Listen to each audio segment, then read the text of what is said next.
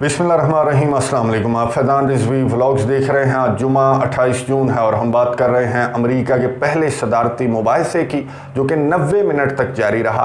अब ये जो प्रेसिडेंशियल डिबेट्स हैं, ये तो पहला सदारती मुबाहिसा था। अब इस तरह की बहुत सारी डिबेट्स होनी है। नवंबर 2024 जो अमेरिका की सदारती इंतखाबात हैं, उनसे कबल इस तरह के बहुत सारे मुबाहिसे होने हैं। लेकिन first impression is the last impression. तो पूरी दुनिया की नज़रें और स्पेशली अमरीकियों की नज़रें जो हैं वो इस मुबाहिसे पर टिकी हुई थी।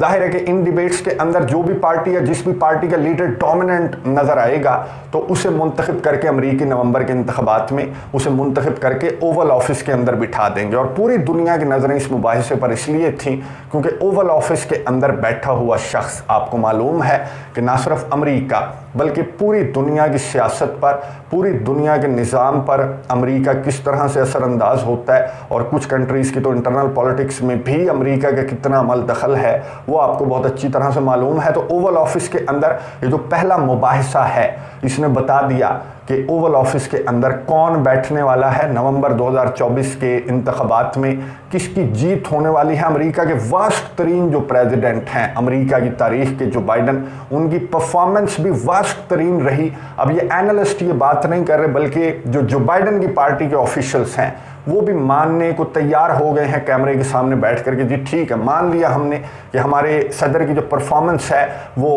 वर्स्ट तरीन परफॉर्मेंस थी। अब कुछ कह रहे हैं कि ज़ुकाम था, कुछ कह रहे हैं कि तबीयत ख़राब थी जो बाइडन की, बहरहाल जो भी था, लेकिन परफॉर्मेंस बड़ी कमाल थी। जो बाइडन की ना सिर्फ ज़बान लड़खड़ा रही थी बल्कि टांगें भी कांप रही थी डोनाल्ड ट्रंप के सामने।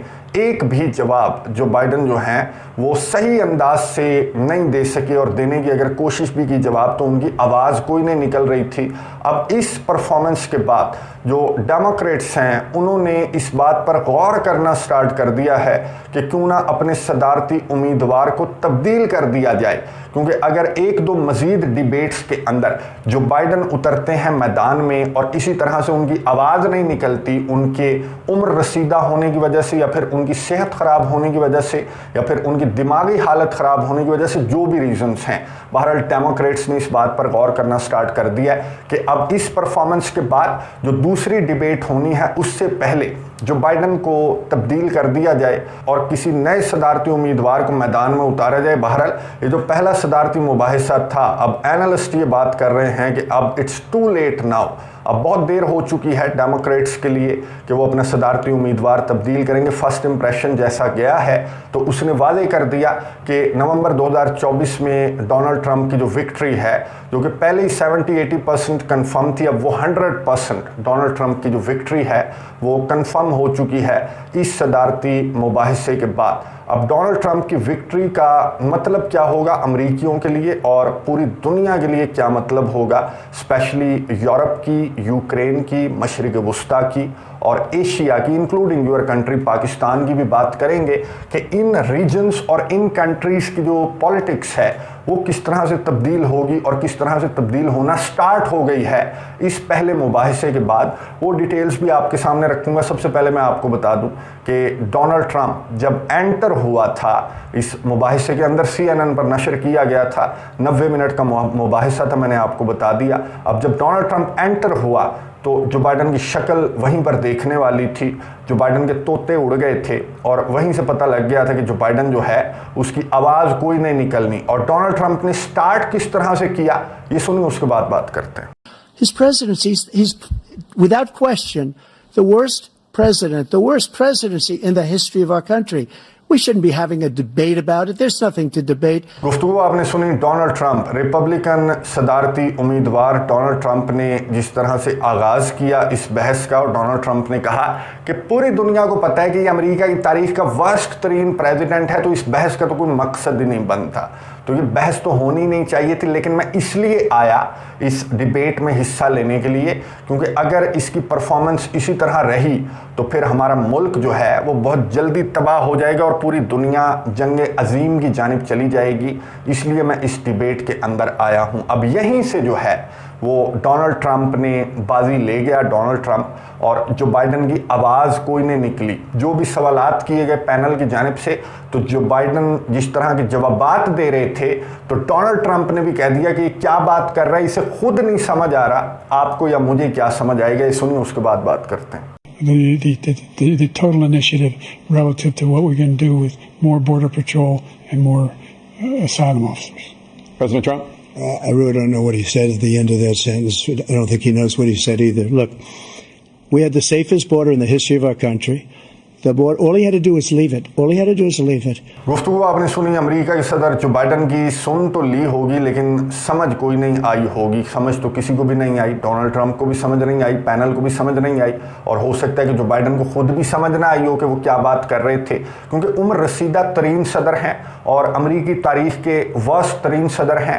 अफगान इनखला से लेकर जो यूरोप की सूरत हाल है, मशरिक वस्ता की सूरत हाल है, जो एशिया पैसिफिक की सूरत हाल है, पूरी दुनिया की सूरत हाल को इस एक शख्स ने बिगाड़ कर रख दिया है। तो इस वजह से इसकी आवाज़ भी कोई नहीं निकल रही थी, और इस मुबाहिसे के अंदर पूरा डोनाल्ड ट्रंप जो है वो डोमिनेंट रहा। लेकिन एंड पर जो बाइडन ने, जैसे बॉक्सिंग का मैच होता है तो लास्ट राउंड्स के अंदर बॉक्सर जो है वो अंधाधुन पंच चला रहा होता है, तो जो बाइडन ने भी इसी तरह पंच चलाने की कोशिश की, लेकिन वो पंच भी खैर जाकर अपने निशाने पर नहीं लगे, और बहुत बुरी तरह से जो बाइडन को इस मुबाहिसे के अंदर शिकस्त हुई। अब जो बाइडन जो है वो इस तरह की बातें भी कर रहे थे कि जब तुम्हारी वाइफ प्रेग्नेंट थी, डोनाल्ड ट्रंप को इसने कहा जो बाइडन ने, कि जब तुम्हारी अहलिया प्रेग्नेंट थी तो तुम जो है वो किसी और खातून के साथ फिजिकल हुए हुए थे, रिलेशंस तुमने बनाए हुए थे, तुम्हारे ऊपर केसेस चल रहे हैं। लेकिन ये जो इस तरह की बातें हैं उन्होंने भी असर नहीं किया, क्योंकि स्टार्ट में जो बाइडन हैं जिनकी आवाज़ नहीं निकली और डोनाल्ड ट्रंप के सामने वो बोल नहीं सके, तो स्टार्ट में ही ये बाजी जो है, ये मुबाहिसा जो है वो डोनाल्ड ट्रंप जीत गया था। कैमला हैरिस ने कहा, जो नायब सदर हैं अमेरिका की, उन्होंने कहा कि एंड में संभाल ली थी, पिच संभाल ली थी जो बाइडन ने, लेकिन स्टार्ट में जो है उन्होंने अच्छा नहीं संभाला मुबाहिसे को।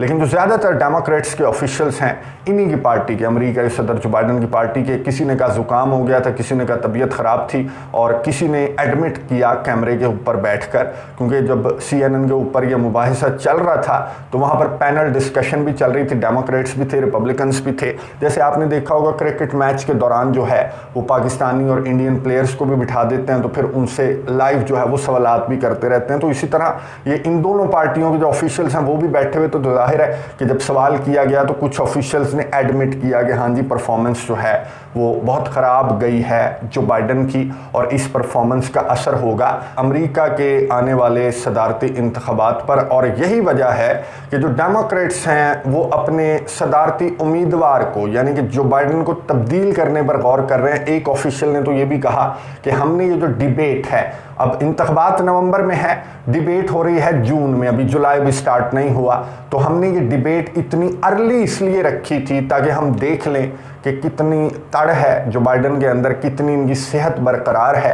तो उस हिसाब से हमारे पास काफ़ी टाइम है कि हम अपनी पॉलिसीज़ को तब्दील कर सकते हैं, रिवाइज कर सकते हैं, और अपने सदारती उम्मीदवार को भी हम एक नया सदारती उम्मीदवार मैदान के अंदर उतारेंगे डोनाल्ड ट्रंप के सामने दूसरी तीसरी डिबेट के अंदर। तो फिर जो है काफ़ी हद तक चीज़ें जो हैं वो बेटर होना स्टार्ट हो जाएंगी। लेकिन जो बाइडन ने अब से चंद घंटों कबल जो है वो गुफ्तगू कर रहे थे जो बाइडन, और जो बाइडन ने कहा कि मैंने मैदान मार लिया, और मैं जो सेकंड डिबेट होगी उसमें जो कमी मेरे से रह गई फर्स्ट डिबेट में, तो सेकंड डिबेट में मैं वो कमी पूरी कर दूंगा। यानी कि बंदा बिल्कुल कॉन्फिडेंट है, और सेकंड डिबेट में भी ये आने वाला है डोनाल्ड ट्रंप के सामने, दीगर जो ऑफिशियल्स हैं उनके सामने, और फिर इसी तरह से इसकी जो परफॉर्मेंस है, अगर सेकंड डिबेट में भी, सेकंड चांस में भी इसकी परफॉर्मेंस इसी तरह बुरी रहती है, तो फिर तो डेमोक्रेट्स जो हैं वो सदारती उम्मीदवार को तब्दील कर देंगे। लेकिन मेरा ख्याल है कि तब तक बहुत देर हो जाएगी। अगर सदारती उम्मीदवार को तब्दील करना है तो फिर ये फर्स्ट इंप्रेशन काफ़ी है,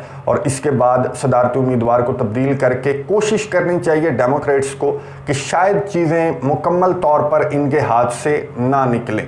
अगर दूसरी डिबेट में भी यही आ जाता है, जो बाइडन आ जाता है, तो इसकी परफॉर्मेंस तो चले, अब आप कितना परफॉर्मेंस इसकी ठीक कर लेंगे। तो बेहतर यह है कि इस उम्मीदवार को तब्दील कर दिया जाए और ज़्यादा चांसेस यही हैं कि दूसरी डिबेट से कबल जो बाइडन को तब्दील कर दिया जाएगा। चलें, ये तो गया जो बाइडन, तो ये पहले मुबाहिसे में ये वाज़ेह हो गया, पहले भी ये पता लग रहा था कि ट्रंप जो है वो जीत जाएगा नवंबर के सदारती इंतखाबात, लेकिन अब जो है वो कन्फर्म हो गया है कि ट्रंप जो है वो नवंबर के सदारती इंतखाबात जीत जाएगा।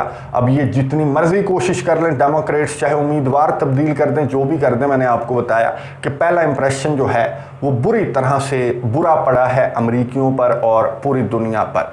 अब अगर डोनाल्ड ट्रंप आ जाता है नवंबर में सदारती इंतखाबात जीत कर, रिपब्लिकन्स जीत जाते हैं, डोनाल्ड ट्रंप जीत जाता है, तो सबसे पहले यूक्रेन के लिए इसका क्या मतलब है मैं आपको बता दूं कि इस मुबाहिसे के दौरान जो यूक्रेन पॉलिसी से मुतल्लिक, यूरोप पॉलिसी से मुतल्लिक सवाल हुआ, तो डोनाल्ड ट्रंप ने कहा कि मेरे पास एक सोल्यूशन है और मैं ये जंग भी बंद करवा दूंगा और यूरोप में अमन भी कायम हो जाएगा। जो तीसरी आलमी जंग के करीब आ गया है यूरोप, पूरी दुनिया, तो मैं आ गया तो फिर ये ऐसा नहीं होगा और मेरे पास कुछ सॉल्यूशंस हैं और मैं उन सॉल्यूशंस को इम्प्लीमेंट करूंगा। और जो बाइडन ने वही बात की कि क्रिमिनल है, टेररिस्ट है जो व्लादिमीर पुतिन है, तो इनकी पॉलिसी जो यूरोप पॉलिसी है, यूक्रेन पॉलिसी है, जो बाइडन ने कहा कि वो बिल्कुल दुरुस्त है।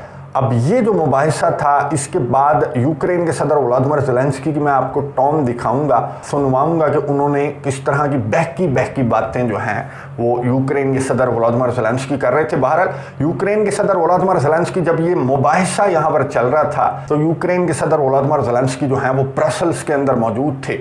एक के बाद एक माहिदा जो सिक्योरिटी एग्रीमेंट्स हैं वो यूक्रेन के सदर व्लादिमीर ज़ेलेंस्की साइन कर रहे थे। यूरोपियन यूनियन के साथ जो सिक्योरिटी एग्रीमेंट है वो अलग से साइन हुआ, जो बाल्टिक स्टेट्स हैं उनके साथ सिक्योरिटी एग्रीमेंट अलग से साइन हुआ, जो नेटो का हेडक्वार्टर्स है उसका भी विजिट किया यूक्रेन के सदर व्लादिमीर ज़ेलेंस्की ने, और जो येंस स्टोल्टनबर्ग हैं नेटो के चीफ, उनसे भी मुलाकात की। क्लैपिंग हो रही थी यूक्रेन के सदर के लिए, यहाँ पर क्लैपिंग हो रही थी और यहाँ पर बहुत सारे मुआहदे, बहुत सारी मुलाकातें भी की यूक्रेन के सदर ने। लेकिन जब मीडिया से गुफ्तगू की यूक्रेन के सदर ने, तो बहके से नज़र आए यूक्रेन के सदर। आप देखेंगे इनकी जो शक्ल सूरत है उस पर भी गौर कीजिएगा और ये बात क्या कर रहे हैं। इन्हें भी आइडिया हो गया है यूक्रेन के सदर को कि टाइम बहुत कम है और जल्दी से इस जंग को लपेटना है। ये सुनिए, उसके बाद बात करते हैं। We have to find and to prepare this plan and to put this plan on the table during months. We don't have too much time because we have a lot of wounded and dead people on the battlefield and through civilians. That's why we don't want to have this war during years. So that's why we want to prepare this joint plan, put it on the table to the second peace summit. गुफ्तगू आपने सुनी Ukraine के सदर Vladimir Zelensky की, जिनको साफ idea हो गया कि तब्दीली आने वाली है ओवल ऑफिस के अंदर और चीज़ें ऐसी नहीं रहेंगी जैसी हैं इस वक्त और गुज़िश्ता 2 साल से यूक्रेन के लिए हैं, तो चीज़ें पलटा खाने वाली हैं। इसलिए यूक्रेन के सदर ने कहा कि एज सून एज पॉसिबल मैं इस जंग को ख़त्म करना चाहता हूं बातचीत की टेबल पर बैठकर, क्योंकि बहुत फौजी मर रहे हैं हमारे, बहुत ज़ख्मी हो रहे हैं, बहुत बंदे मर रहे हैं। अब यूक्रेन के सदर इस तरह की बात कैमरे के ऊपर करते नहीं हैं, लेकिन इनकी हालत जो थी वो ऐसी थी कि ये क्या बोल रहे थे इन्हें खुद भी समझ नहीं आ रहा होगा। और इन्होंने ये मुबाहिसा देख लिया होगा जो बाइडन और डोनाल्ड ट्रंप का मुबाहिसा था, और उसके बाद जो ज़ेलेंस्की हैं उन्होंने कहा कि जल्दी हमें इस जंग को लपेटना है और लपेटना चाहिए, क्योंकि ना सिर्फ यूक्रेन के लिए बल्कि यूरोप की, नेटो की और यूरोपियन यूनियन की भी उल्टी गिनती स्टार्ट हो चुकी है। मैं आपको बता दूं कि उर्सुला वॉन डर लेयन जो हैं वो यूरोपियन यूनियन की चीफ दोबारा से उर्सुला वॉन डर लेयन ही होंगी, और जो फॉरेन पॉलिसी चीफ हैं जो जोसेफ बोरेल थे, अब वो इस्टोनिया के प्राइम मिनिस्टर जो हैं वो फॉरेन पॉलिसी चीफ होंगी यूरोपियन यूनियन की। और ये जो तब्दीलियां हैं ये इटली की प्राइम मिनिस्टर जॉर्जिया मेलोनी के एहतजाज के बावजूद ये तब्दीलियां यूरोपियन पार्लियामेंट के अंदर हो रही हैं और इटली की प्राइम मिनिस्टर जॉर्जिया मेलोनी, आपको मालूम है कि उन्होंने बहुत सारी सीट समेटी हैं। तो यूरोपियन यूनियन के अंदर एक दरार जो है वो पहले ही पड़ चुकी है। नेटो के अंदर और यूरोप के अंदर जो दरार ये पड़ चुकी है, इसको आकर कुल्हाड़ा मारेगा डोनाल्ड ट्रंप और तोड़ देगा नेटो के इस अलायंस को भी, और यूरोपियन यूनियन भी बिखरता हुआ हमें नजर आएगा। अब बात कर लेते हैं जो एशिया पैसिफिक है या फिर जो पाकिस्तान है। पाकिस्तान से मुतालिक मैं आपको बता दूं कि 25 जून को जो हाउस है, जो यूएस हाउस है, उसने एक करारदाद मंजूर की है, और ये करारदाद भी रिपब्लिकन जो लॉ मेकर हैं उनकी जानिब से करारदाद पेश की गई थी, और इन्होंने मुतालबा किया है जो यूएस कांग्रेस है, जिसमें जो डोनाल्ड ट्रंप की पार्टी है उसकी मेजॉरिटी है, आपको मालूम है। तो इन्होंने मुतालबा किया है कि इंतखाबात में जो धांधली हुई, गैर शफाफ जो इंतखाबात हुए पाकिस्तान के, उस पर अब तहकीकात की जाएं, और जो इंसानी हकूक़ की खिलाफ वर्जियाँ हैं उनकी तहकीकात की जाएं, और जो कुछ इंतखाबात से चंद हफ्तों कबल या फिर इंतखाबात के दौरान जो कुछ हुआ, और पाकिस्तान तहरीक इंसाफ के साथ इमरान खान का जिक्र है कि जो कुछ हुआ उसकी शफाफ तहकीकात होंगी। अब पाकिस्तान ने रद्दअमल ज़ाहिर करते हुए कहा कि हमारे इंटरनल अफेयर्स में दखल अंदाजी करने वाला अमरीका कोई नहीं होता। ये फॉरेन ऑफिस की जो तर्जमान हैं, जो मुमताज़ ज़ारा बलोच साहिबा हैं, उनकी जानिब से ये स्टेटमेंट जो है वो सामने आई है कि पाकिस्तान के इंटरनल अफेयर्स में आप दखल अंदाजी नहीं कर सकते। अब ये इंटरनल अफेयर्स नहीं है, ये बाइडन अफेयर्स जो हैं उनमें दखल अंदाजी तो ट्रंप करेगा। जहाँ जहाँ भी बाइडन अफेयर्स थे, अब उन सब के रिवर्स होने का वक्त आ गया, क्योंकि डोनाल्ड ट्रंप का ये मुबाहिसा जो है इसने बता दिया कि अमेरिका का फ्यूचर क्या है, ओवल ऑफिस के अंदर कौन सी पार्टी बैठेगी, और जो भी पार्टी, यानी कि अगर डोनाल्ड ट्रंप की पार्टी आएगी तो वो हर उस चीज़ को रिवर्स करेगी, हर उस पॉलिसी को रिवर्स करेगी जो कि रिपब्लिकन्स की पॉलिसी के ख़िलाफ़ जो डेमोक्रेट्स हैं उन्होंने जो भी पॉलिसीज़ इम्प्लीमेंट की हैं। तो एशिया को लेकर जो रिपब्लिकन्स की पॉलिसी है वो कोई डेमोक्रेट से इतनी ज़्यादा मुख्तलिफ नहीं है। भारत के लिए बहरहाल और पाकिस्तान के लिए, पाकिस्तान में जो कुछ तब्दीलियां हैं वो देखने को मिलेंगी। अब मैं पाकिस्तानी पॉलिटिक्स को इतना ज़्यादा फॉलो नहीं करता, लेकिन आप खुद देखेंगे कि आने वाले दिनों में बहुत सारी जो तब्दीलियां हैं वो पाकिस्तान के अंदर भी आपको नज़र आएंगी। और सबसे ज़्यादा जो डोनाल्ड ट्रंप का ये मुबाहिसा जीतना या फिर डोनाल्ड ट्रंप के अमेरिका के सदर बनने के चांसेस बढ़ना, ये सबसे बुरी खबर है मशरिक़ वुस्ता के लिए, ये सबसे बुरी खबर है फ़लस्तीनियों के लिए, क्योंकि फ़लस्तीन को लेकर, मशरिक़ वुस्ता को लेकर जो डोनाल्ड ट्रंप की पॉलिसी है वो जो बाइडन से बहुत ज़्यादा सख्त है। और इस मुबाहिसे के दौरान जो डोनाल्ड ट्रंप हैं उन्होंने जो बाइडन को मुखातिब किया बैड फ़लस्तीनियन कहकर, जो बाइडन को मुखातिब किया डोनाल्ड ट्रंप ने, और ये कहा कि ये दहशतगर्दों का साथ दे रहा है, और इसराइल के राइट टू सेल्फ डिफेंस के लिए जो बाइडन है वो इस तरह से खड़ा नहीं हुआ जैसे मैं खड़ा हूँगा। और आप देखेंगे ये अगर डोनाल्ड ट्रंप अमेरिका के सदर बन गया तो ये डोनाल्ड ट्रंप वही है जो कि अब्राहम अकॉर्ड के जो कंट्रीज़ हैं जिन्होंने इसराइल के साथ ताल्लुकात नॉर्मलाइज किए, तो वो भी इसकी काविशें थीं। जो JCPOA से बाहर निकला, जो ईरान के साथ डील तोड़ी, वो भी डोनाल्ड ट्रंप था। और डोनाल्ड ट्रंप जो है वो फ़लस्तीन के लिए, ईरान के लिए एक वर्स्ट प्रेसिडेंट साबित होने वाला है। इसलिए ये जो मशरिक़ वुस्ता के अंदर फ़लस्तीन की आज़ादी की जंग है, इसको भी नवंबर से कबल इसको कंक्लूड करने की ज़रूरत है। तमाम जो मुसलमान ममालिक हैं उनको एक प्लेटफॉर्म के ऊपर बैठकर नवंबर से कबल इस जंग का कोई सलूशन निकालने की ज़रूरत है, चाहे बातचीत की टेबल पर आ जाएं या फिर मैदान जंग के अंदर अगर आप में इतना हिम्मत और हौसला है कि आप जो बाइडन के ख़िलाफ़ खड़े हो सकते हैं, तो यही वक्त है, यही 2-4 महीने हैं। और डोनाल्ड ट्रंप आ गया तो फिर डोनाल्ड ट्रंप के सामने जो बाइडन के सामने नहीं हिल रहे, जिनकी ज़बान नहीं हिल रही, तालू से चिपकी हुई है, तो डोनाल्ड ट्रंप अगर आ गया तो ये जो अरब कंट्रीज़ हैं, ये जो मशरिक़ वुस्ता के कंट्रीज़ हैं जो सालस बने बैठे हैं, इनसे सालसी का रोल भी ले लेगा डोनाल्ड ट्रंप और कहेगा तुम साइड पर हो जाओ, मैं जानूँ और इसराइल जाने और ये हमास के मुजाहिदीन जाने। तो इसकी इतनी सख्त होगी ये पॉलिसी। और इसके बाद जो हिजबुल्लाह के साथ जंग है उसके चांसेस भी बहुत ज़्यादा बढ़ गए हैं।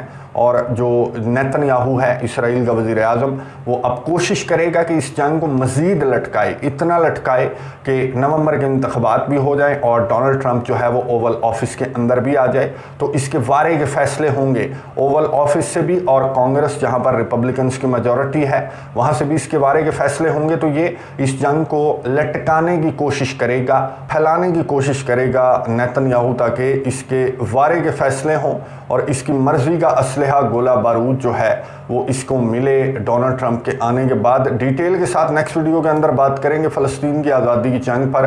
कमेंट्स बॉक्स में अपनी राय का इजहार ज़रूर कीजिएगा। अगली वीडियो तक के लिए इजाज़त दीजिए। अल्लाह हाफ़िज़।